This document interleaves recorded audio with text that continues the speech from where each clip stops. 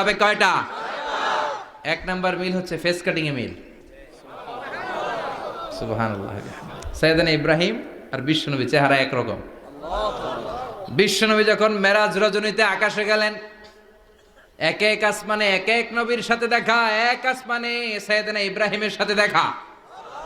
মেরাজ শেষ করে যখন সাহাবীদের কাছে বর্ণনা করছেন কোন নবীর চেহারা দেখতে কিরকম, বিশ্বনবী বললেন আম্মা ইব্রাহিম, বুখারীর বর্ণনা, আম্মা ইব্রাহিম ফানজুরু ইলা সাহিবিকুম। আর ইব্রাহিম নবীর চেহারা কেমন জানতে চাও? জানতে হলে আমি বিশ্বনবীর দিকে তাকাও।